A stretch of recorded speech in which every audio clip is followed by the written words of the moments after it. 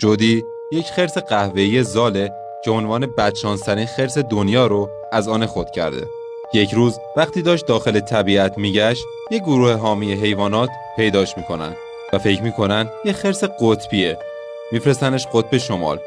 اونجا جودی به جز جنگیدن با سرما و گرسنگی مجبور بود از دست خرس‌های قطبی هم فرار کنه.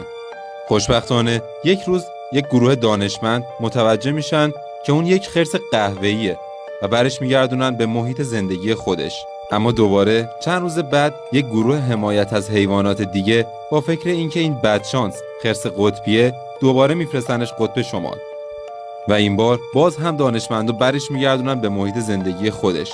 این بار موهاشو رنگ میکنن که دوباره این اتفاق نیفته.